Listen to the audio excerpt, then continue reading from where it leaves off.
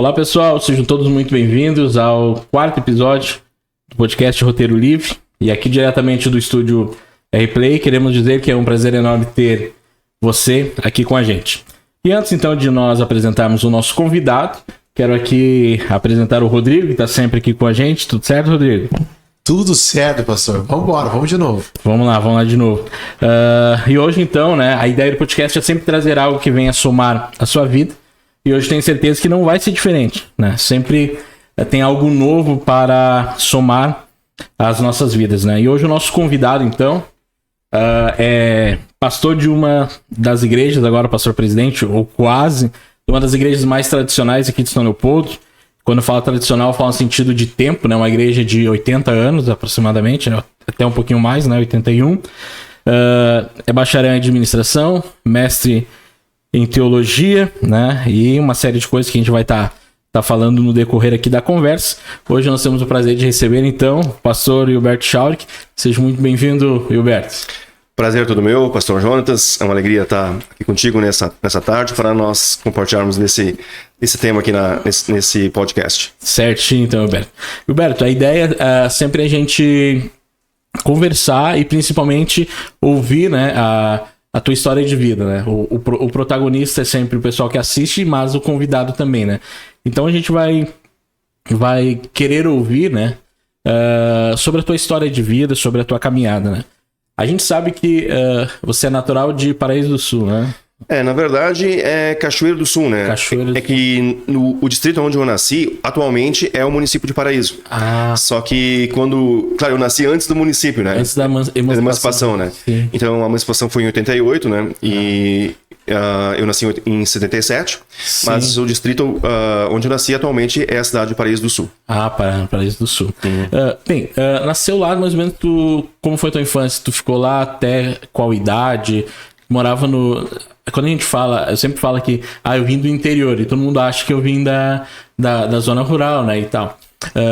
Mas tu veio do interior do estado ou lá era lavoura mesmo, era campo, era... Na verdade, os meus 9 primeiros anos de vida, né, nós morávamos num lugar assim, praticamente ermo, né? Para ter uma ideia, no local onde nós morávamos era a última casa que tinha energia elétrica. Era bem interiorzão mesmo. Era bem afastado. Bem afastado. E hoje dá em torno de 18 quilômetros da cidade de Paraíso, né? Onde fica a população urbana. Isso, a parte urbana. Sim. E aí com 9 anos a gente se mudou para mais próximo da cidade, né? Mas também ainda é interior. Nós nos mudamos para uma outra propriedade, né? Sim. Onde nós ficamos 4 anos. E depois desses 4 anos, aí a nossa família se mudou para a cidade, efetivamente para morar na cidade. Quando foi a sua família foi morar na cidade ali, para a parte urbana, tu tinha mais ou menos que idade? Eu tinha mais ou menos uns 15 anos, por aí 16 anos. Então até os 15 mais ou menos, então tu morava na zona rural de... Na verdade é o seguinte, Jonatas, a minha história é um pouco diferente. É assim, com 12 anos eu saí de casa, né? Tu saiu de casa antes. Isso, eu fui estudar num colégio interno na cidade de Candelária, com 12 anos de idade. Candelária fica mais ou menos quantos quilômetros? 40 quilômetros de Paraíso. De Paraíso. Em direção a Santa Cruz, né? É Santa Cruz, Vera Cruz, depois Candelária, o município, né? E então, com 12 anos, eu fui para essa escola. Era uma escola de base agrícola, né? Sim. Em colégio interno. Porque era a nossa origem, era agrícola, né? Sim. Então, a nossa formação, a tendência era dar continuidade nessa parte... Seguir nessa área. Sim, nessa parte agrícola. Então, com 12 anos, eu fui para a cidade de Candelária para estudar lá. Então, lá eu fiquei 4 anos. Então, com 12, 13, 14 e 15, né? E aí, isso no ano de 94, na verdade, eu me mudei para São Vicente do Sul, que daí era uma cidade onde fui fazer o meu ensino médio, né? Ensino médio técnico. Ensino médio técnico, né? Sim. Então, na verdade, em casa mesmo, eu fiquei até os 12 anos. Depois foi pro colégio, colégios internos. Isso. Daí fiquei 4 anos em Candelária, mais 3 anos em São Vicente do Sul. E depois, em 97, fiquei 1 ano no estado do Espírito Santo, na cidade de Santa Teresa. Esse teu curso técnico era técnico em agrícola? Técnico em agropecuária. Em agropecuária. Isso. Lá em Palmeiras, onde eu nasci, tinha a escola que a gente chamava Escola Agrícola, que também funcionava interna. Sim. Mas não sei o certo qual que era os cursos. Eu sei que era voltado para Para agropecuária. Para agropecuária. E aí, então, depois tu encerrou esses 3 anos da tua escola, teu ensino médio técnico, foi fazer um estágio de 1 ano no Espírito Santo? Na verdade, um pós-técnico. Um pós-técnico. Na área de... Também na área agropecuária. Sim. É que, na verdade, no meu curso técnico, eu fiz assim, 1 ano antes de eu entrar lá em São Vicente do Sul, mudou a modalidade, mudou o currículo do curso. Sim. Então, assim, no final do 3º semestre, tu optava por uma especialização, ou administração rural, ou agricultura, ou zootecnia. Aí eu optei por zootecnia. Sim. Quando eu concluí o curso, eu fiz participei de um processo seletivo para fazer um pós-técnico em zootecnia. E aí eu fui um dos classificados. Tinham 2 vagas e eu fiquei em 2º lugar.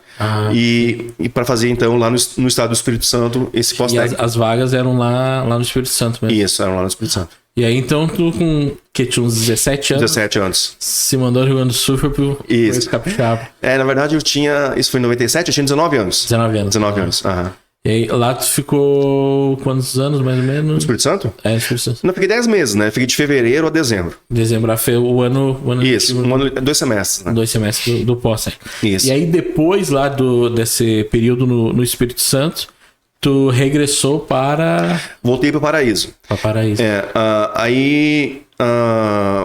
Retornei para Paraíso, né? E aí eu procurei a minha escola, lá em São Vicente, porque eles ajudavam a encaminhar a gente para um emprego. Sim. E aí eu tive o auxílio lá da escola, né, para o encaminhamento do emprego. Sim. Só que daí, na verdade, eu busquei esse auxílio.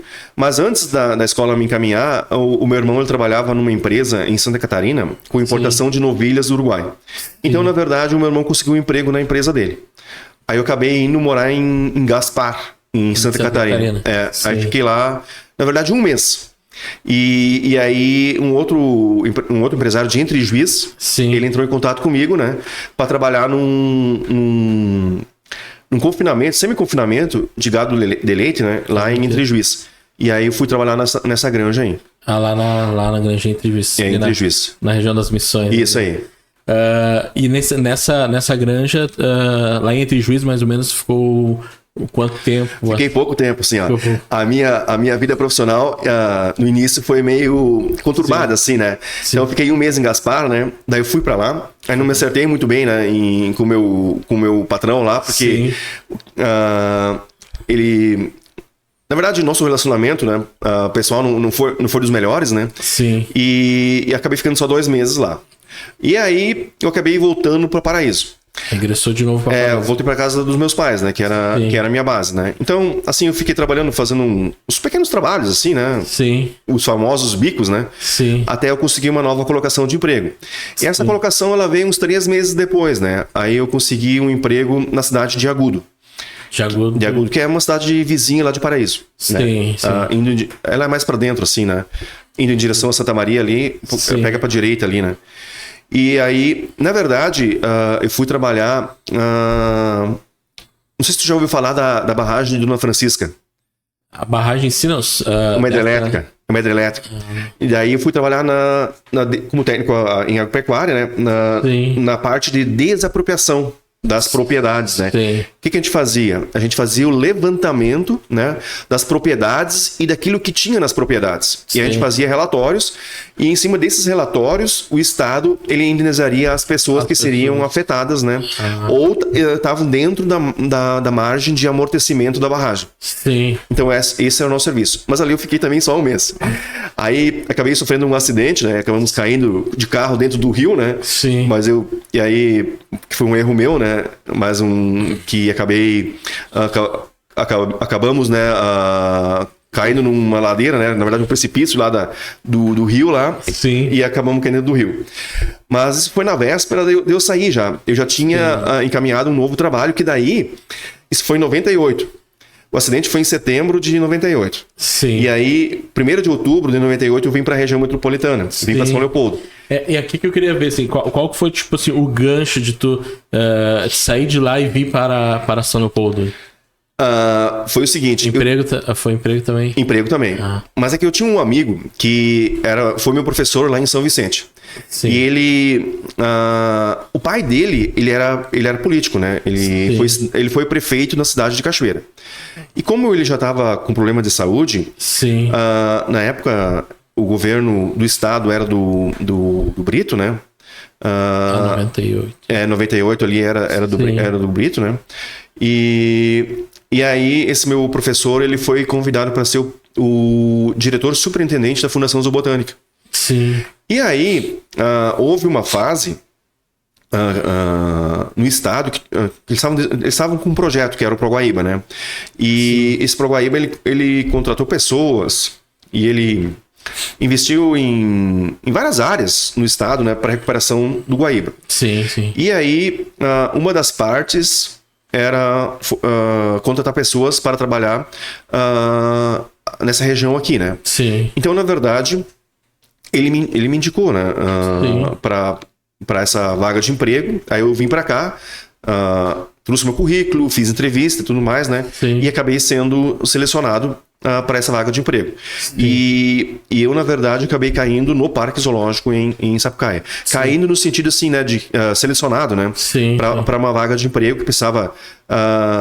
que tinha, na verdade, uma vaga para técnico em agropecuária. Tinha para o Jardim Botânico, mas tinha também para o Parque Zoológico. Sim. Aí eles entenderam que o meu perfil ele se adequava mais para o Parque Zoológico. E aí, então, tipo assim, a tua entrada no zoológico foi ao mesmo tempo mesmo período que tu veio morar para residir aqui em São Paulo. Exatamente. Na verdade, eu vim para cá devido ao trabalho. Isso. Então, tu ficou no zoológico 20... Então, nesse período aí, eu era terceirizado. Né? Eu fui contratado por uma empresa terceira. Sim. Aí eu entrei em 1º de outubro de 98, só que em 18 de novembro daquele mesmo ano, eu acabei sofrendo um acidente. Eu acabei sofrendo uma luxação no meu tornozelo direito. Sim. E fiquei afastado 9 meses. Deu 9 meses? 9 meses afastado, né? Sim. E aí depois eu retornei. Aí, como para resumir a história, né? Então eu fiquei como terceirizado até... final de junho de 2021. Desculpa, 2001. Sim. E aí, porque o Estado tinha feito um concurso, né? Sim. E aí, suprimindo aquelas vagas terceirizadas, e aí o nosso contrato acabou também. Sim. Então eu acabei sendo desligado da empresa. Sim. E aí, eu fiz o concurso, né? Sim. Só que eu acabei ficando em terceiro suplente. E aí eu não fui nomeado de imediato. Em primeiro momento. No primeiro momento não fui nomeado. Sim. Aí tu teve um período até tu ser nomeado, desde do período que terminou teu afastamento e, por consequência, a perda do emprego, até você ser nomeado. Esse período, mais ou menos, tu trabalhou em outros lugares ou... Sim. Esse período aí foi 3 anos e meio, mais ou menos. Sim. E foi assim, eu fiquei, na verdade... eu trabalhei em outros lugares. Eu trabalhei na Bosch Stipler, né? Um tempo. Mas eu também fiquei um bom tempo desempregado, né? Sim. Eu fiquei, na verdade, um tempão desempregado. Né? E nesse meio tempo, tu pensava em regressar ou ir para outros caminhos? Ou... Na verdade, é o seguinte, eu cheguei a fazer um semestre pré-vestibular para tentar o vestibular, né? Na verdade, eu fiz o vestibular para agronomia na URGS, sim, mas acabei não passando, né? Sim. E aí eu continuei em São Leopoldo, né? Sempre na expectativa de conseguir um emprego. E demorou um pouco mais, né? Mas acabou vindo o emprego que foi na Borracha Stipler, né? Na Borracha Stipler. E lá eu trabalhei praticamente 2 anos, né? Sim. Eu trabalhei, praticamente 2 anos. Aí em 1º de julho de 2004, então, me chamaram no concurso da Fundação Zoobotânica. Aí tu assumiu. Isso. E aí ficou lá até agora. Até agora, 20 anos. 20 anos. Isso. Todos os períodos foi ali no zoológico mesmo? Não teve um período que ficou lá na... Eu fiquei quase 4 anos na sede, na SEMA, né? Em Porto Alegre, trabalhando no projeto do ZE, que é o Zoneamento Ecológico Econômico do Estado. Sim, e aí depois regressou e continuou... Isso, daí em outubro de 2019 eu retornei para o Zoo. E aí, agora tu se afastou, se exonerou? Ainda não, vamos exonerar no início do ano. Tem um tempo. Bem, como é que é a igreja batista? Tu se converteu na igreja congregacional, né? Isso. A sua família era da igreja congregacional, então tipo, tu já era de um lar cristão, né? Sim. E aí tu frequentava a igreja congregacional, batizava adulto, Crianças. Era batismo infantil. Batismo infantil e tinha confirmação ali com 14 anos, né? 13, 14 anos. Isso mesmo. E aí daí tu passou por todo esse período, né? Todo esse tempo na igreja, todos esses rituais, assim dizer, Sim. né? Da igreja congregacional. E aí quando você chegou em São Leopoldo, como é que apareceu a igreja batista? Se a tua tradição era similar em partes, mas tinha algumas diferenças, como, por exemplo, o batismo, né? E como é que foi esse processo? Ou se tu já tinha conhecido uma outra igreja no Espírito Santo, também frequentava uma igreja... Lá no Espírito Santo era uma igreja batista? Evangélica. Não, era Assembleia de Deus. Assembleia de Deus. Todo mundo passa por essa, né? E aí como é que foi, tipo assim, apareceu o batista, tu tinha um amigo em comum? Como foi? Na verdade é o seguinte, como tu falaste, né? Então assim, ó, na verdade, a minha origem da minha família, né? Sempre foi da igreja congregacional, né? Os meus avós eles ajudaram a construir a igreja. Sim. É uma igreja que tem, eu acredito que hoje, quase 90 anos lá em Paraíso, né? Sim. E ultra tradicional a igreja, né? Sim. E então assim, ó, eu fui batizado lá, fiz o processo da confirmação lá, fui confirmado lá, né? Sim. Só que no ano de 95 eu aceitei a Cristo, né? Num congresso da congregacional, que foi lá em Santa Rosa. Sim. Mas em 95 eu estava em São Vicente. Em São Vicente eu fiquei em 94, 95 e 96. Tu fez, antes de tu ir para o teu ensino médio técnico, tu estava em São Vicente, né? Na verdade, o ensino médio técnico era em São Vicente. Isso, eu tava no segundo ano. Então, em janeiro de 95... período de férias, tu... Isso, eu participei eu era ativo ativo na mocidade, ou na juventude, como eles chamavam, né? Sim. Quando eu tava lá em Paraíso, nas férias, né? Sim. Então, e nas férias que acontecia esse congresso. Sim. Era um congresso nacional, assim, né? O geral da juventude. De toda a igreja congregacional. Sim. E aí... em 95, então 15 de janeiro de 95, eu aceitei a Cristo. Estava na congregacional. Já tinha passado pela confirmação? Já tinha passado. Sim. Mas, na verdade, nesse processo da conversão, teve a participação importante de dois amigos meus, que, na verdade, eram os filhos do patrão do meu pai. Sim. E que me evangelizaram, que falaram de Cristo, da necessidade de conversão e tudo mais, né? Sim. Mas também vale dizer que, na verdade, eu sempre fui voltado, né, assim... Eu sempre gostava das coisas espirituais, digamos assim, a questão voltada das coisas de Deus, né? Sim. Da palavra de Deus, enfim, dos cultos e dessa questão sempre... Essa busca. Eu sempre tive um coração voltado para isso. Sim. Então, na verdade... Então Deus já foi dirigindo todas as coisas, né? E preparando todas as coisas. Sim. Até chegar o momento da minha conversão. Só que daí, em São Vicente, a gente morava no colégio, né? Era um condomínio. E aí... eu ficava assim, eu tinha pouco contato, né, com a minha igreja, na verdade, porque assim eu vinha uma vez por mês para casa, né? Sim. Então, às vezes, intervalos até maiores, né?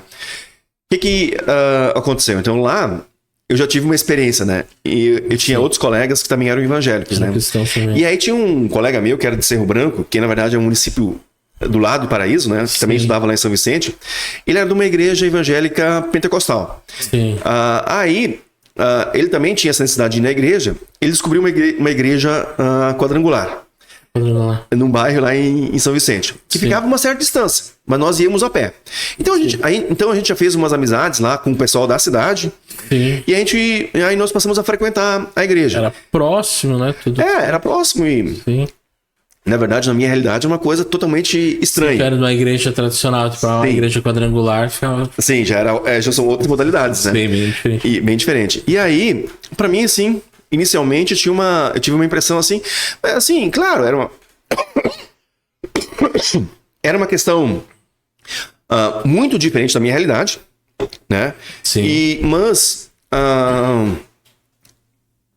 não era assim totalmente escandaloso. Sim. Na minha concepção, né? Sim. Claro, lá tinha eventos assim, né, que eu nunca tinha visto, né?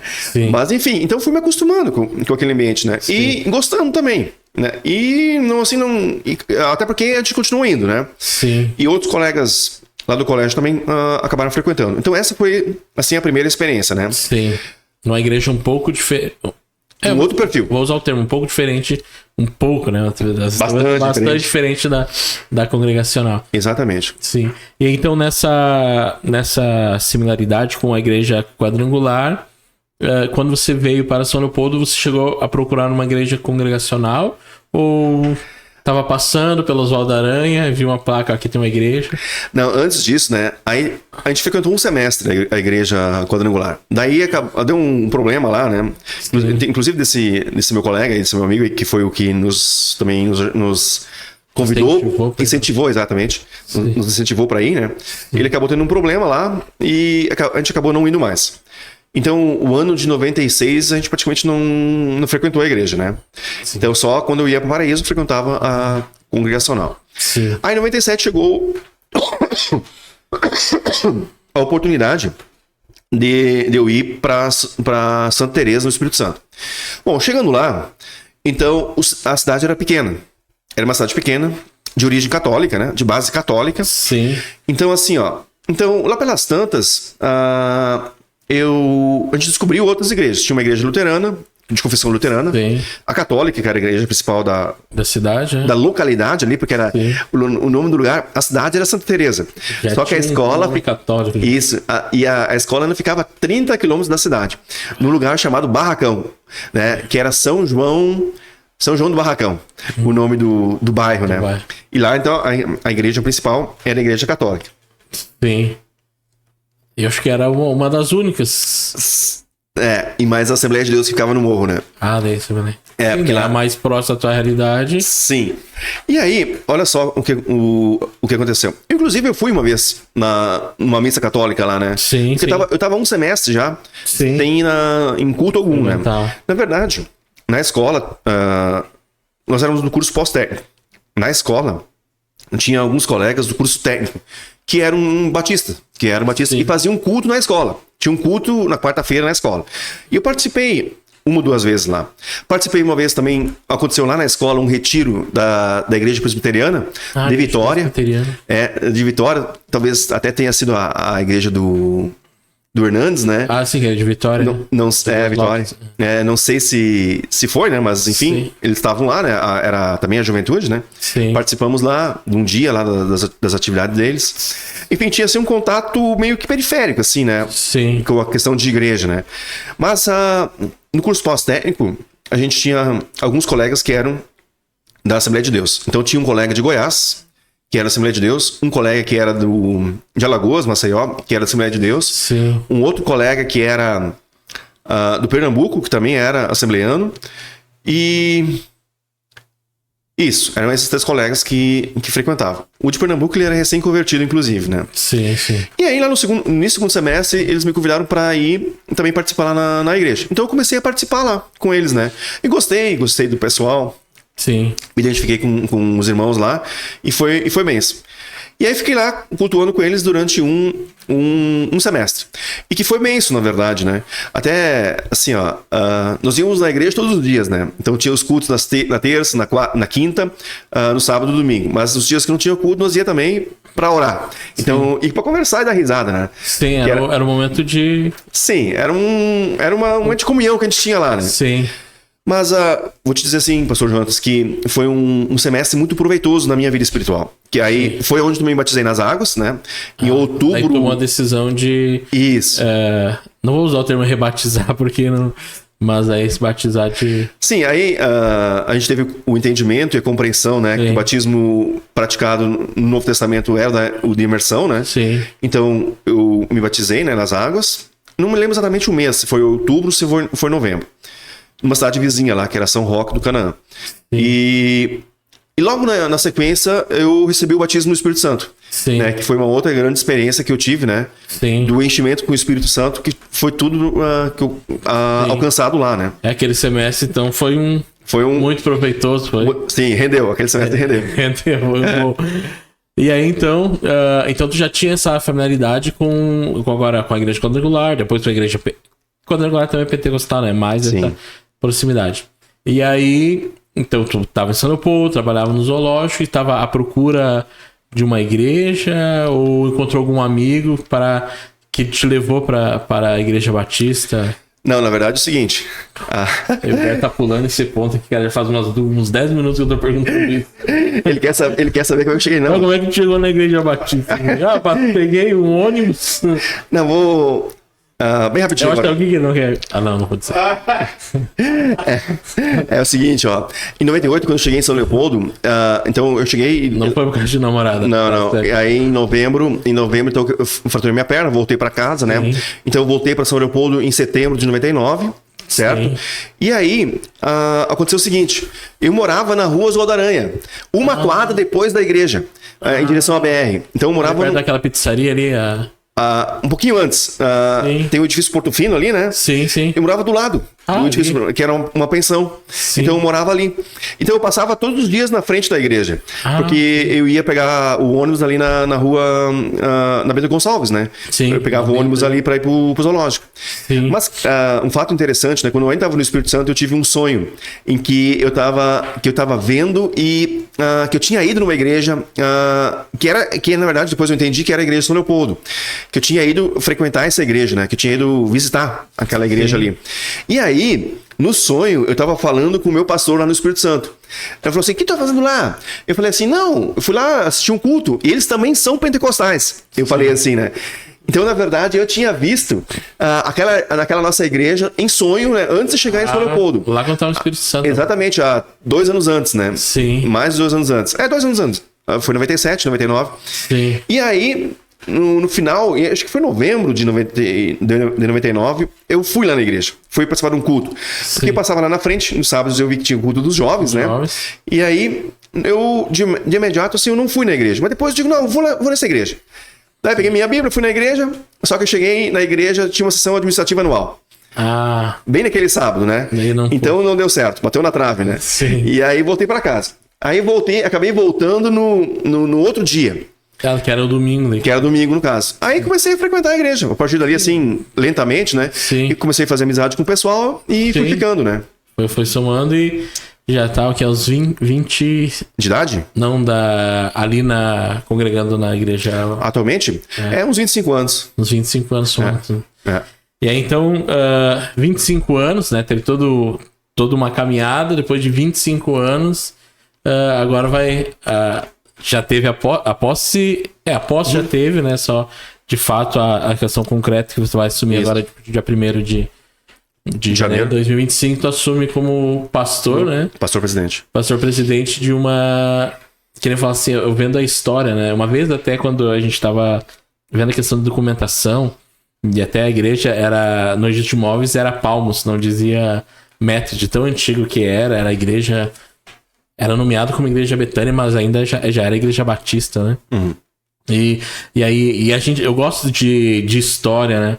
E a gente participa lá do Conselho de Pastores e a maioria das igrejas tem tipo 10 anos, 15 anos, 20, 25.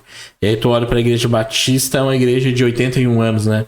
Então, tipo, 81 anos dentro de uma cidade, enfim, uma igreja que, claro, tem a sede, tem mais as congregações, mas eu falo em si da sede, onde iniciou a cidade, vamos assim dizer, né? Tem um ponto importante para a cidade, né? E aí assumir como pastor é até, né, diante de Deus uma responsabilidade, mas também socialmente também é uma responsabilidade, né?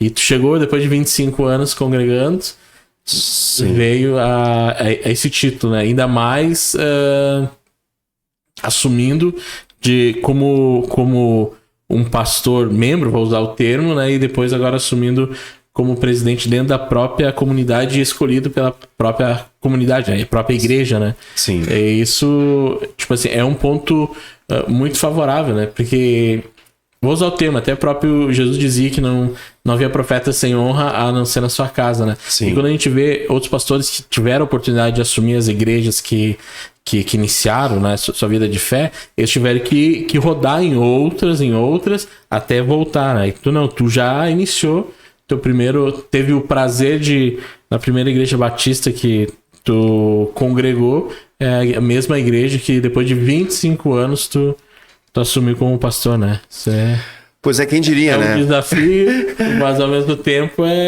Eu acho que Deus honra. Eu acho que, tipo assim, isso é uma carta de persistência, né? Sim. É uma mensagem, no sentido, eu sei que Deus tem um chamado, mas eu sei que o tempo é dele. Sim. E tem gente que quer antecipar as coisas, tem gente que quer trocar os pés pelas mãos, como se diz. Sim. E às vezes até se desmotiva, porque o sistema, porque todas as igrejas, né? Todas Sim. as igrejas têm um sistema. Sim. E muitas vezes as pessoas não compreendem o sistema. E no caso, tu compreendeu, aceitou, sabia, não, o tempo de Deus vai chegar e chegou, como se diz, né? Sim, até tem uma outra história interessante, né? A minha vida é cheia de histórias, né? Como já deu pra perceber, né? Sim. Então, assim, ó, na verdade, depois que eu me converti, a questão do desejo pelo episcopado, como o apóstolo Paulo fala, ele aumentou bastante, né? Então, na verdade, no ano de 2000, eu me inscrevi para fazer o curso de teologia ou para ingressar no seminário da Igreja Congregacional, no ano de 2000, lá em Ijuí. Tinha lá... Não sei se tu conhece bem a cidade de Ijuí, mas conheço mais ou menos, mais é o hospital. O seminário ele fica na linha 4 Leste lá, né? E então, até em 99 eu estive lá visitando, enfim. E aí me inscrevi no início de 2000, ou seja, eu me inscrevi para ingressar na turma de 2000, no ano 2000. E justamente naquele ano não teve ingresso de turma. Já era Deus dos pauzinhos, manejando, né? Sim. Então, e eu, em São Leopoldo, eu frequentava a Igreja Batista, mas eu não era membro. Eu me tornei membro só...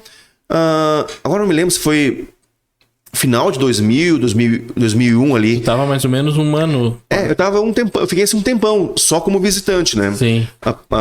Participando da igreja. E demorei para me decidir, até porque tinha essas questões para se definir aí, né? Sim. Aí acabou não dando certo. Daí eu fiz uma outra tentativa de um curso, também lá naquele mesmo seminário, Sim. da Congregacional, mas só que daí era modular. Eu ia lá de tempos em tempos, Sim. mas também não fechou porque era muito longe viajar daqui para lá, e o curso era final de semana, ia ficar muito pesado, Sim. além de caro, né? Sim. Ficava um pouquinho oneroso dentro das minhas possibilidades na época. Sim.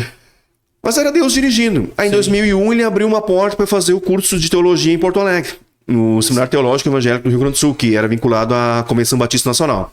Sim. Então, em 2001, 2, 3 e 4, eu estudei, então, teologia nesse seminário aí. Sim. Isso, então, na verdade, a gente tinha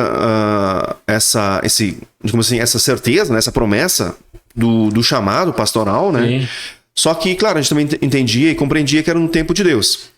E não sabia para quando que era, né? Sim. E uma outra coisa, assim, nunca tive a pretensão, por exemplo, de ser pastor-presidente, digamos, da igreja de São Leopoldo. Jamais imaginei, né? Sim. Uma situação dessa aí. E que, na verdade, Deus estava conduzindo, Deus que estava dirigindo, manejando todas as coisas, né? Sim. E aprove a ele, e a gente sabe que era a vontade dele, né? Sim. Deus estar nessa posição efetivamente a partir do início do ano que vem, né? Que bom. Assim, Hilberto, eu ia perguntar outras coisas, mas eu acho que no nosso quadro que nós vamos entrar vai ingressar, né, pra gente não esgotar os assuntos. Antes de nós iniciar o nosso quadro aqui, a gente vai já juntar, né? Como eu expliquei antes, eu acho que o pessoal que assiste, se é que chega até a parte do quadro, tem um quadro aqui que é o passo, né? Para o aperta a mão, que é, como eu te expliquei, né? Que é o modo suave de dizer não gosto, não quero, rejeito, mantenho uma posição neutra, não concordo, mas também não discordo, ou, né, aperto a mão no sentido de concordância. Então eu passo no sentido de ignorar, eu paro no sentido de neutralidade, né, sobre um assunto, um objeto ou um tema que a gente vai ver, ou aperto a mão, não, concordo. Eu acho que esse ponto é muito importante, né? Então, dentro disso a gente vai estar colocando algumas imagens, objetos, eu acho que tem pessoas também. Tem. É eu que faço mesmo, só que eu tô com o meu TDAH. Capaz não. Só a ordem que eu acho não, a ordem 6 sim, te mandei, Rodrigo. É só que eu não tenho minha ordem aqui. Aqui então vai aparecer vamos lá, Rodrigo. Vai aparecer eu vou começar de modo suave, né?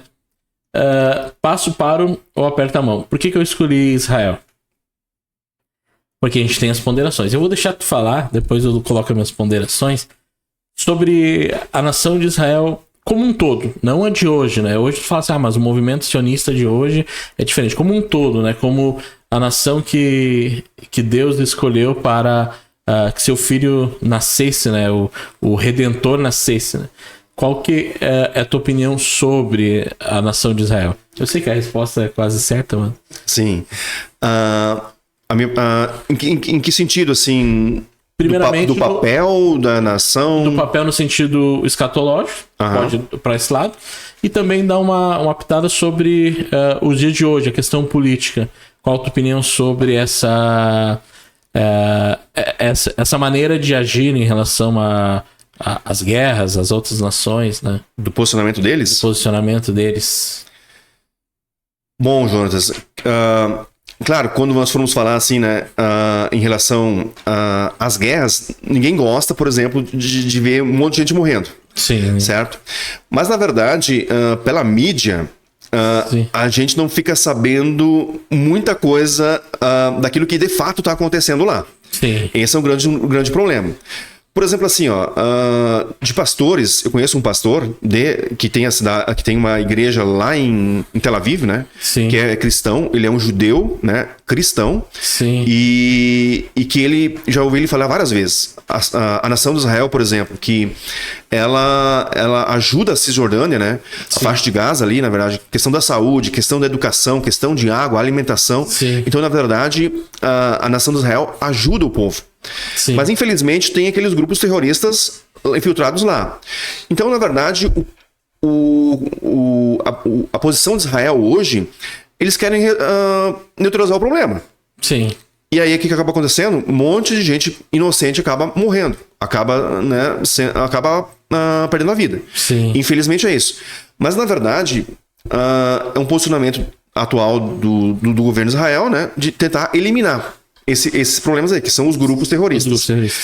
Enfim, se é certo ou errado, claro, ninguém quer que gente inocente morra, né? Sim. Mas assim, também tem o lado que defesa, né? De defesa. Digamos assim, Israel está no direito dele. Qualquer um briga pelo seu posicionamento, né, pela sua paz, digamos assim. E nesse quesito, na verdade, a nação de Israel quer a paz do seu povo, né? Que, na verdade, o problema de Israel não é com o povo da Palestina. O problema de Israel é com os grupos, o Hamas, com o Hezbollah e com esses grupos aí que, na verdade, são inimigos de Israel. Sim. E Israel sempre teve um papel, né, importantíssimo. Através dessa nação veio o nosso Redentor, Jesus Cristo. A igreja não substitui a nação, o plano de Deus continua o mesmo em relação à nação, né, a nação de Israel, no plano escatológico, né? Sim, sim. É importante no futuro, porque tudo vai acontecer lá, né? O encerramento, né, dessa dispensação ela vai acontecer lá. Enfim, a ideia, ou melhor, o plano de Deus com a nação não mudou. Ele continua valendo. É uma pena, né? E nós, como cristãos, eu estou orando por isso. E eu acredito que todos os cristãos deveriam de orar para que os judeus se convertam, né? Sim. Que aceitem a Cristo como Salvador, né? Para que eles abram os olhos dele, né? Que Jesus é o Messias. Mas infelizmente isso nem todo mundo tem essa compreensão. Exatamente, tem essa compreensão, esse entendimento, né? Mas enfim, o plano de Deus com a nação continua o mesmo. Só que infelizmente vai chegar num ponto que a coisa vai ficar do nosso ponto de vista insustentável, né? Sim. A consequência, até a questão do período de tribulação no plano escatológico, né?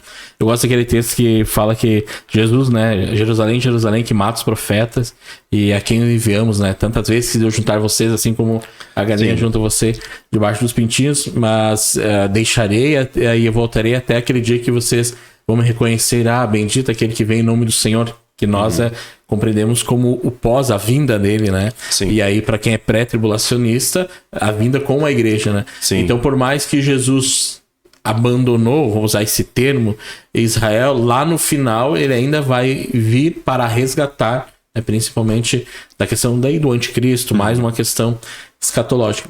Então não dá para fugir desse tema de Israel, e às vezes as pessoas não compreendem. Primeiramente, questão de guerra. Eu acompanho um cara que é porta-voz de Israel, língua portuguesa, esqueci o nome dele, mas tem Instagram. Eles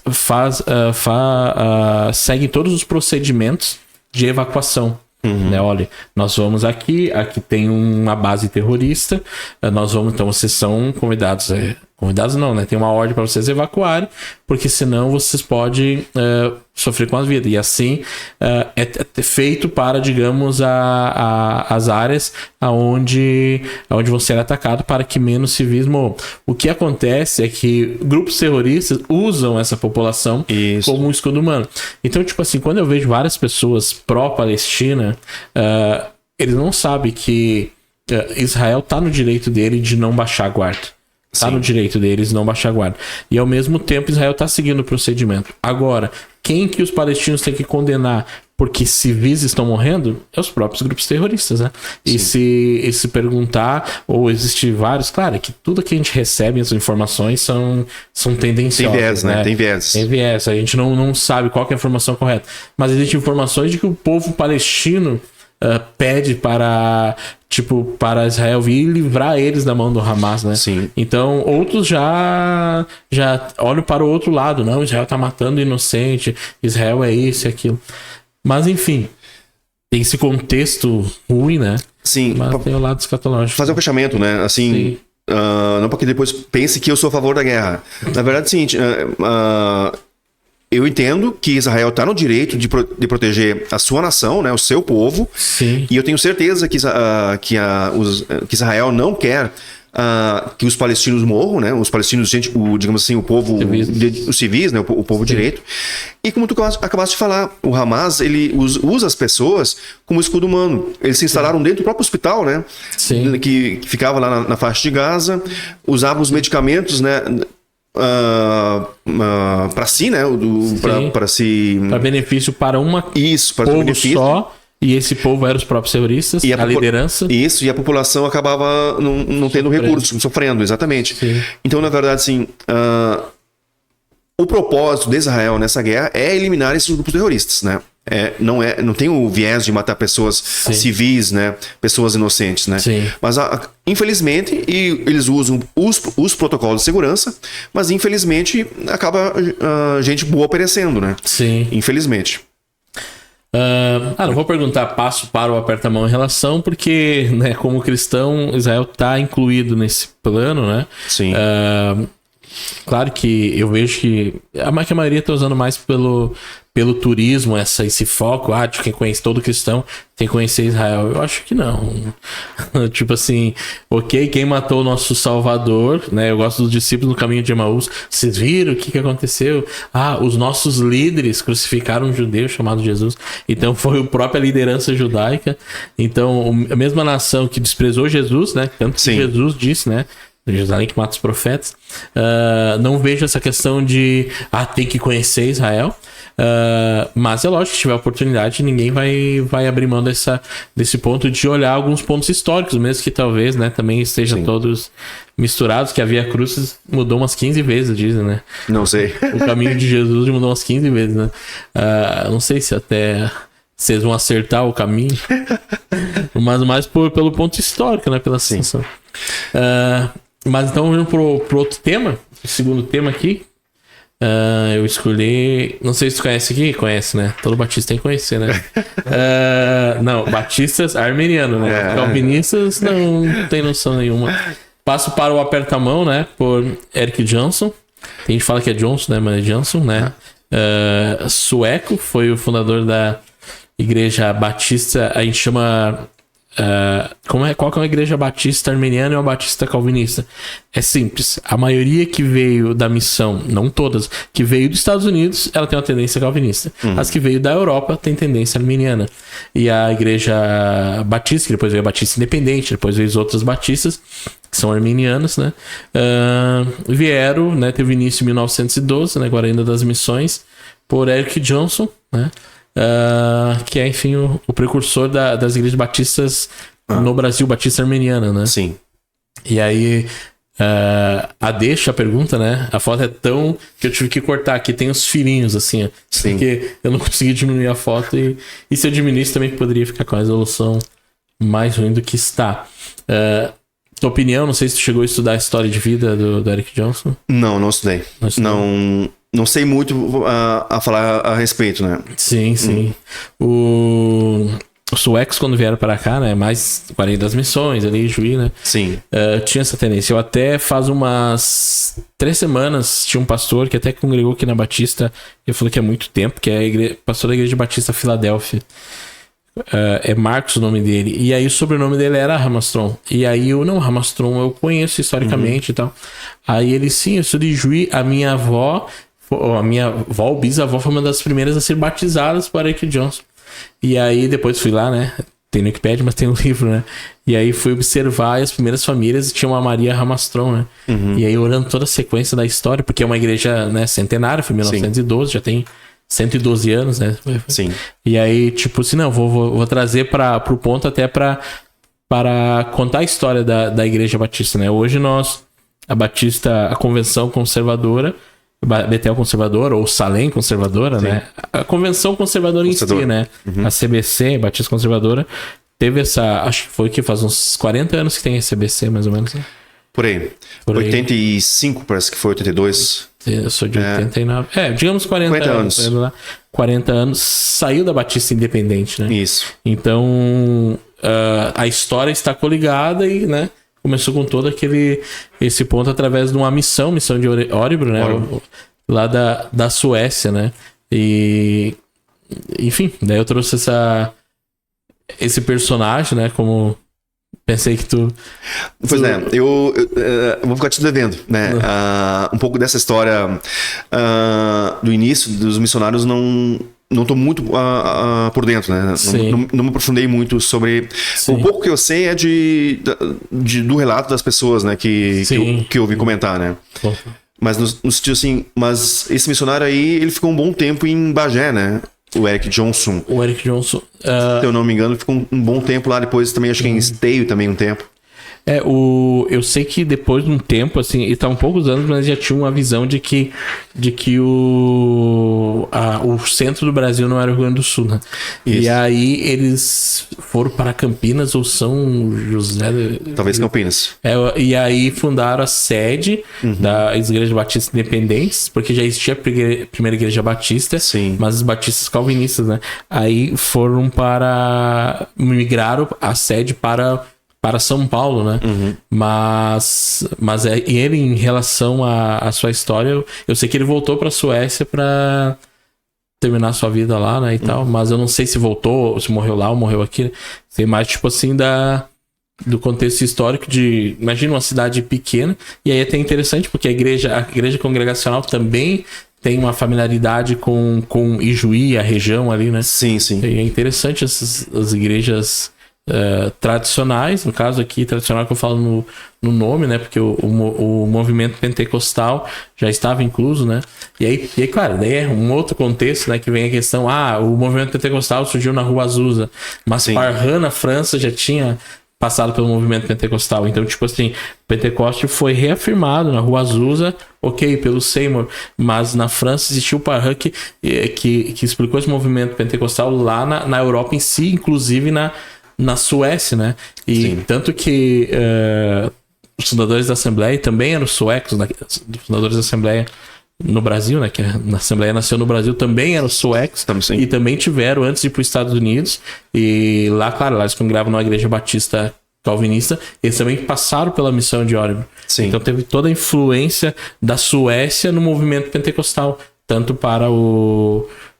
passaram para os Estados Unidos, depois vieram na Assembleia, também a Congregação Cristã no Brasil, que veio antes, e aí também na CIB, que veio em 1912, tipo assim, 1910, 1909, ali a Congregação Cristã no Brasil, 1910 a Assembleia, e 1912 a Igreja Batista Independente, né? As Igrejas Batistas, né? Então, tipo, o fator importante dessa missão, né? Vamos para o terceiro ponto. Aí são assuntos, né? Eu acho interessante isso aqui, porque passo para o aperta-mão é um assunto, né? Mas qual a tua opinião? Não concordo, fico neutro, né? Ou aperta a mão. Como pré-requisito para funções eclesiásticas, principalmente de liderança, né? O pastoreio, o episcopado, né? Tu é mestre em teologia, né? Pela Faculdade Estes, terminou faz uns 10 anos. 10 anos. Não, 8 anos. 8 anos, desculpa. Passa rápido.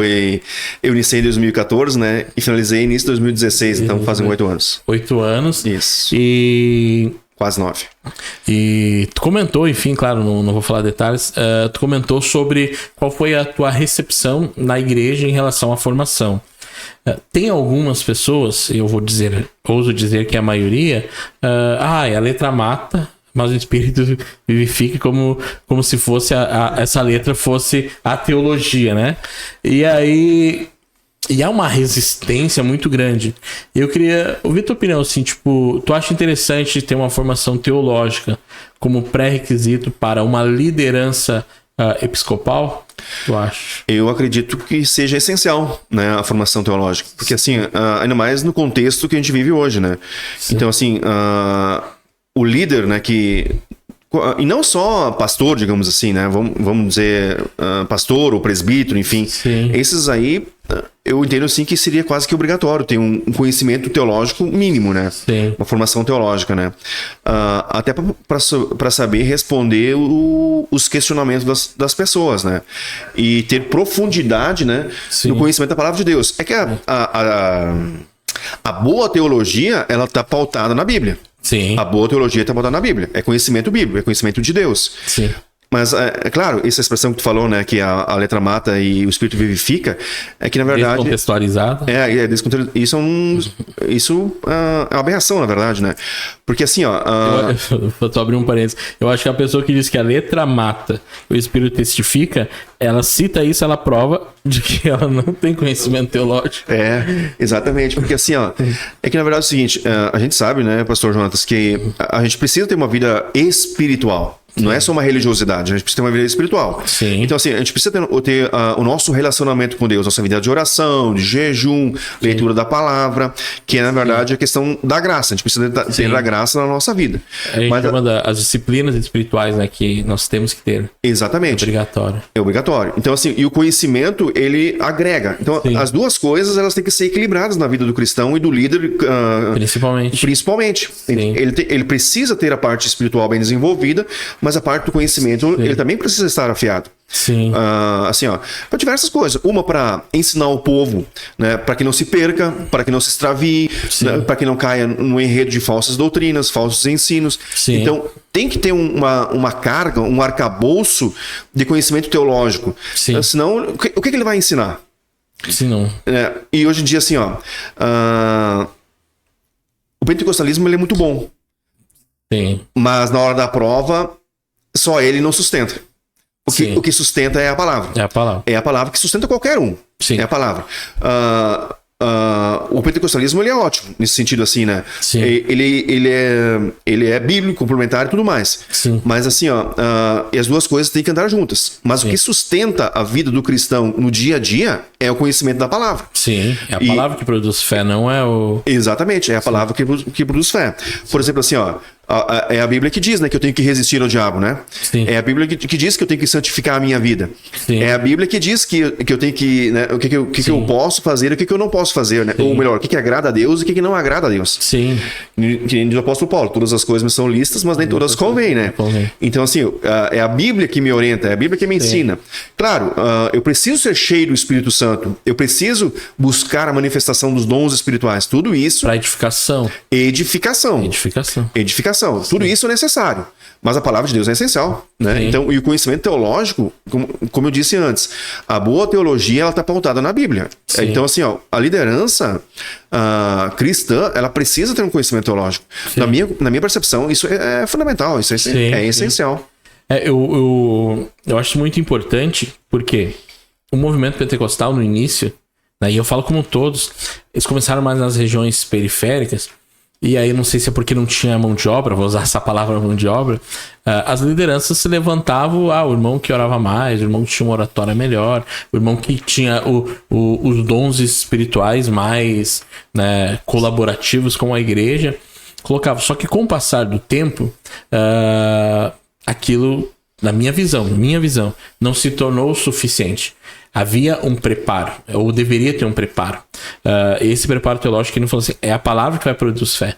Sim. Eu sei que eu entregar uma profecia, eu sei que eu fazer isso é importante e edifica, ok. Mas o que mantém essa pessoa um evangelho onde não precisa de terceiros, né?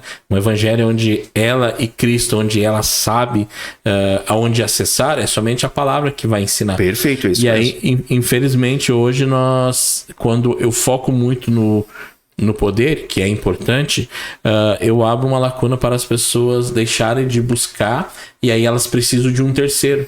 O mediador, que biblicamente é Jesus, o mediador é o seu líder, é o seu pastor, e aí cria outros pontos, porque o ser humano é falho. E aí acontece muito de pastores cai metade da igreja. Por quê? Porque aquela metade da igreja não estava ali por causa da palavra e por causa da sua comunhão direta com Deus, mas sim com a figura. Sim. E aí com o personagem. E aí é muito preocupante, né? Sim. Então, por isso a formação teológica. Porque a pessoa que tem uma formação teológica, ela nunca vai pregar um evangelho egocêntrico. O evangelho vai ser sempre apontando para cruz. Ela não vai precisar botar um post igreja tal, né?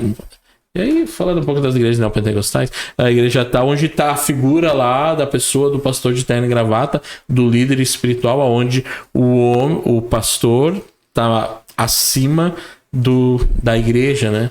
E aí as pessoas estão lá porque eu gosto daquela figura humana e não pelo entendimento de que eu preciso de Cristo, porque sou um pecador e preciso, né, que ele venha ao meu encontro, né?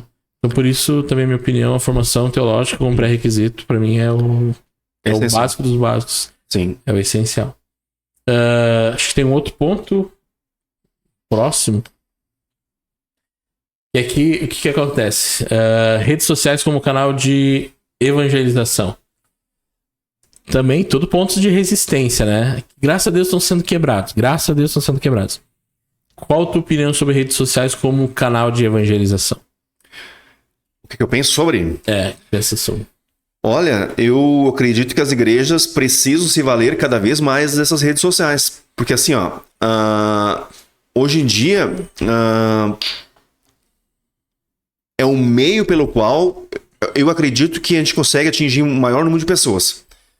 Porque assim, é comprovado que o melhor método de evangelismo é o pessoal. O relacionamento pessoal e o diálogo, né? Exatamente, é o melhor. Mas hoje em dia, todo mundo está grudado nas redes sociais, via celular ou seja qual for o equipamento, né? O aparelho, né? Sim. Todo mundo está grudado. Então assim, como eu disse antes, na verdade, para alcance, assim, para difusão, talvez, eu não sei a efetividade, né? Mas assim, para alcançar, para tornar, por exemplo, assim, o nome de Cristo conhecido, para difundir a palavra de Deus, né? E para difundir, assim, o conhecimento de Deus é pelas redes sociais. Sim. E eu acredito, assim, que as igrejas devem usar esse recurso cada vez mais. Sim. Esse é meu entendimento e minha compreensão a respeito das redes sociais. Sim. Sobre a rede social, eu tenho o mesmo pensamento, porque o que acontece? As pessoas ouvirem sobre Jesus a partir da rede social e tudo mais. A única coisa que a rede social não pode ocupar é o congregar, né? Exatamente. Porque eu sempre trago aquela palavra seguinte, tá? Tiago dizia, Lutero não queria, né? Mas queria remover Tiago, né? Mas azar é o dele. Tiago tá lá. Tiago dizia assim, não, porque a fé sem obras é morta. Beleza. Então, aquilo que arde dentro de mim não é por uma característica. Eu sou impulsionado, é involuntário. Sim. Se tu tem Cristo na sua vida, você vai praticar obras. Boas obras. Você vai. Não questão de, é pré-requisito para salvação? Não. Mas é uma consequência da fé. Para quem que eu faço essas boas obras? Se eu tiver delimitado a minha vida de fé na minha rede social, eu sou um egoísta, porque as obras vão ser só para mim. Então, na verdade, eu preciso do outro até para evidenciar minha fé. Até para aquilo que me queima fazer, que a minha fé fazer ser transmitida para o outro. Então, a rede social é uma ponte, né? Isso. E ela deve servir como uma ponte, mas ao mesmo tempo, como a palavra pode ser pregada e deve ser pregada também pela rede social, essa palavra também vai impulsionar aquela pessoa ao congregar, né? Ao ir, né? tem esse viés, né, pastor Jonatas, a questão de promover, no caso, os desigrejados, né? Então, assim, pode gerar um negócio chamado comodismo. Sim. Na minha casa eu posso assistir uma pregação, um estudo Tomando bíblico, chimarrão. fazendo qualquer coisa, né? Tomando chimarrão. Sim. Eu tô em casa. Então não preciso ir na igreja, né? Sim. Mas, na verdade, a igreja não existe com esse propósito. Né? Na verdade, é como a palavra diz, né? Comunhão, ter tudo em comum, né? Comunhão.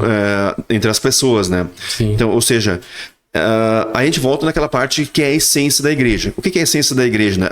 A igreja é um corpo. Sim. E que todos os membros estão ligados no cabeça, que é Cristo. Sim. E que um depende do outro. Então, Sim. a gente precisa estar junto. Né? Então, tem esse lado aí, né? Mas, com certeza, é como tu falou, é uma ponte. As redes sociais são uma ponte para levar o conhecimento de Cristo. Sim. E desenvolver fé nas pessoas, né? Sim. E promover nelas esse desejo de buscarem, né? Esse socorro espiritual, né? Sim. Ou essa ajuda espiritual na igreja. Sim. Além do fomentar o congregar, né? Isso. É bem isso, tipo assim, somos membros, né? Então um precisa do outro, né? Então Exatamente. o congresso é que infelizmente o ser humano ele quer mais, tudo ele quer trazer pro seu conforto, né? Sim. E aí às vezes alguns usaram esse termo para, eu acho que foi muito também pós-pandemia, porque pandemia a rede social foi muito importante, né? Não conseguimos reunir, então esse canal do cultuar se tornou a rede social em si, né? O problema é que a pandemia já terminou e alguns ficaram refém. Sim. E não, aqui tá bom, aqui eu assisto o programa A, B. É que já faziam isso muito antes também com os programas televisivos, né? Sim. Achava que assistir o programa do A ou do B era suficiente, né? Mas por mais que tenha esse ponto, vou usar o termo ruim, ainda assim ela é muito importante para a questão de divulgação, né? A igreja tem que estar em todos os campos, em todos os meios, né? Cristo tem que ser anunciado em todos, né? Em todas as vertentes. Eu tomei conhecimento há pouco tempo de uma igreja aqui em São Leopoldo, que é uma igreja que está num lugar assim, ela está instalada num lugar que visivelmente é totalmente inapropriado para uma igreja, digamos assim, na nossa concepção. Sim. Mas é uma igreja que tem centenas de membros. Sim. Aí eu fiquei sabendo que o carro-chefe deles para atrair as pessoas são as redes sociais. Sim. O evangelismo que eles fazem é via rede social. E a igreja é cheia. E também hoje eles estão usando, que nem falou, no início falou que o maior ponto de evangelização é o relacionamento. E hoje eles trabalham, como outrora, tinham um modo meio deturbado com grupos caseiros. Sim. Que antigamente chamavam de célula, né? Isso. E aí o que acontece? Aí tem um grupo caseiro aqui, fica mais confortável convidar o amigo vir para minha casa do que para o culto. E aí eles se reúnem, daí no domingo vão todos para a sede. E aí a sede pode ser lá no... Qualquer lugar, né? Lá na Lomba Grande as pessoas vão ir, né? E também é uma das maneiras que algumas igrejas estão usando para essa evangelização, né? Para esse ponto, né? Existem vários pontos validados, né? Que é importante para a evangelização. Eu acho que cada igreja tem a sua característica, né? É lógico que também ela não necessariamente precisa fechar e dizer assim, não, é esse jeito, nós estamos aqui há 80 anos, desse jeito, foi sempre assim, sempre será. Ao mesmo tempo que existem coisas que também, não vamos desprezar isso, Sim. achar que é ultrapassado, não, vamos focar. Eu acho que, para terminar, nós estamos aqui há, quanto mais ou menos... 1h13. Beleza. Alberto, assim, como... Não é uma pergunta aqui, acho que aqui encerramos. Como você analisa a igreja brasileira como um todo, assim, pra gente fazer um encerramento? Opinião, sim. Coração. Eu acho que isso, eu acho que aquilo. Bom, essa pergunta aí, tipo, eu posso vai fazer uma longe, introdução? Né? Pode fazer. Tu sabe que eu vejo que cristãos são a maioria no Brasil. Claro que esses cristãos, entre os espíritos, os católicos, enfim. Mas aí eu trago para os evangélicos. Também nós temos um número muito grande. Como é que a gente não consegue fazer tanto barulho? E aí quando eu falo barulho, eu falo na questão de pregação do evangelho, de posicionamento. Claro que a igreja de hoje, ainda mais os políticos que, enfim, vieram por causa da igreja, existe muito mais que se posiciona em favor da igreja do que outrora tinha. Mas eu sinto que falta esse comprometimento e também, tipo, essa soma de entender que nós somos uma igreja, né, como um todo. Cada igreja tem seria mobilização, de repente, mobilização. É uma mobilização e, claro, cada igreja, cada denominação tem as suas diferenças, mas existe algo em comum, né? Eu me lembro que uma vez na Este tinha um rapaz que foi fazer uma missão na África e ele, claro, ele era um protestante, mas tradicional, luterano. E, tipo assim, a essência da construção da igreja é que os luteranos, eles falam assim, não, nós somos vamos usar o termo, inimigo número 1 do catolicismo, porque foi nós que saímos dele, porque nós não concordávamos com aquilo. E de fato, é verdade. Mas ele falou assim, cara, se tu tá lá no meio de um povo onde a maioria tem outras religiões, o católico é o teu irmão. Tá, mas eu sou protestante, o católico é oposto a tudo. Mas mesmo assim, não. Infelizmente nós estamos num contexto, né? No contexto de que eu tenho que abraçar ele. E aí, digamos, às vezes esse pensamento em solo brasileiro, em alguns pontos falta. Não sei se por egoísmo de pessoas ou enfim. Mas enfim, qual que é o teu ponto, assim, sobre tua visão, como se analisa a igreja brasileira como... Olha, falando de igreja evangélica, né? Como um todo, assim, eu vejo o povo em si pouco comprometido, né? O povo de modo geral. Poderia haver mais comprometimento. Então, e se houvesse acho que mais comprometimento, nós teríamos uma capacidade maior de influenciar a sociedade, inclusive. Sim. Né? E poderíamos fazer mais como igreja. Inclusive, avançar mais na questão do evangelismo. Claro, entra uma questão também de essência da igreja, né? Então, eu entendo que um pouco nós perdemos muito nessa questão da essência como igreja evangélica. Esse é um ponto, assim, que me chama bastante atenção, né? Sim. E claro, e aí tem aquela questão das denominações, né? Infelizmente, pesa muito, né? A denominação tal faz isso, tal faz aquilo, então assim, não me misturo, enfim, né? Sim. Então, como se a gente estivesse competindo dentro do mesmo campo. Sim. Isso eu acho meio complicado isso aí, né? Sim. Então, na verdade, nós deveríamos ter a visão de Cristo. Né, que é pregar o evangelho, buscar as almas perdidas, né? Sim. E nesse viés, assim, eu não sei se é nessa visão que tu tá me questionando. Não, é isso mesmo. De essência de igreja, papel da igreja, né? A tua opinião sobre, né? Digamos, como a igreja está. De modo geral, né? Geral. Eu vejo nesse sentido, assim, né? Que na verdade as igrejas, as denominações, elas não são competidoras. Não deveriam de ser competidoras. Não deveriam. Eles deveriam estar trabalhando juntas. Sim. E que, na verdade, Cristo é o mesmo para todos, não é? Sim. Salvador, né? Então, assim, o céu também é para todos, digamos. Para todos os salvos, né? Todos que são salvos, né? Então, assim, eu tenho essa visão, que na verdade, então, claro, todos nós pertencemos a uma denominação, né? Sim, e a gente tem os seus dogmas. Exatamente, tem os seus regulamentos, digamos assim, né? Então, assim, e claro, como é que eu vou dizer assim, fora isso, né? Então, o propósito das igrejas, eu acredito que é o mesmo. Que é tornar o nome de Cristo conhecido, né? Apontar o erro, apontar o pecado, né? E mostrar que o caminho é o caminho da cruz, que conduz para o céu, né? E fazer a vontade de Deus nesse sentido. E claro, nós teremos um peso muito maior frente até de certas decisões, né? Inclusive, que muitas vezes acabam respingando em valores cristãos. Questão que a gente não vai entrar, mas questão do aborto, outros do casamento, dos casamentos, né? Sim. E essas questões todas aí, né? Então a gente vai longe, né? Sim. Mas que eu não sei se mais cedo ou mais tarde isso não vai acabar respingando mesmo, entendeu?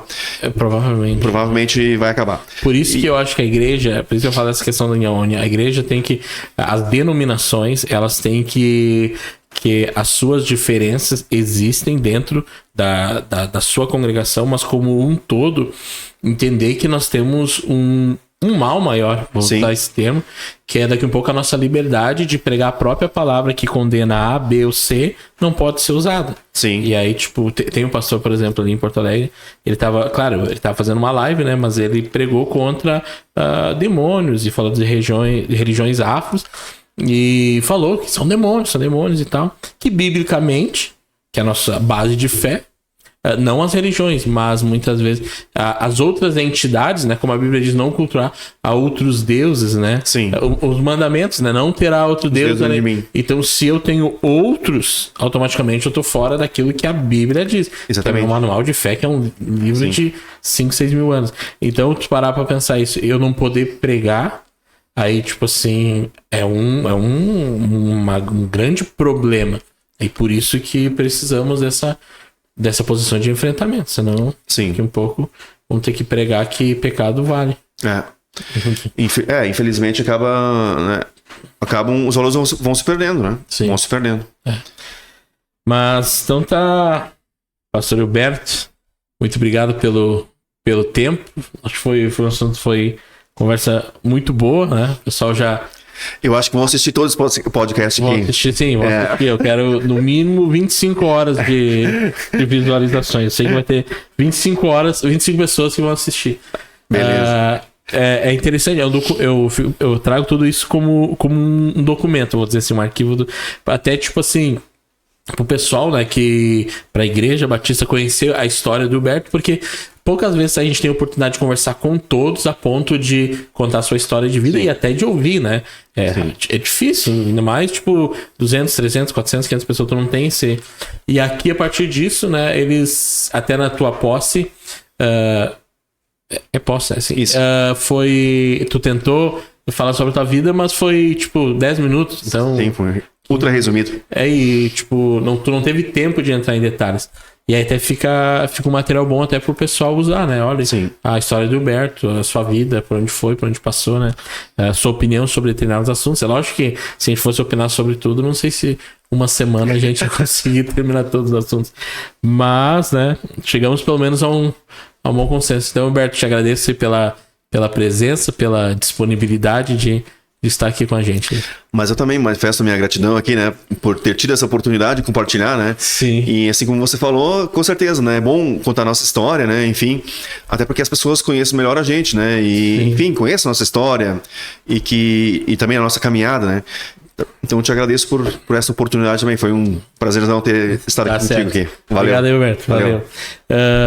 E fica então o convite para você que chegou até o final. Esperamos que vários. Continue lá seguindo nas redes sociais, @Roteiro Livre Podcast. E é isso aí. Uma boa semana, né? Já que vai ser postado quarta-feira, mas é gravado no sábado, como todos sabem, né? Na quarta-feira vocês têm uma semana abençoada em nome de Jesus. Acho que é isso aí. Amém. Amém.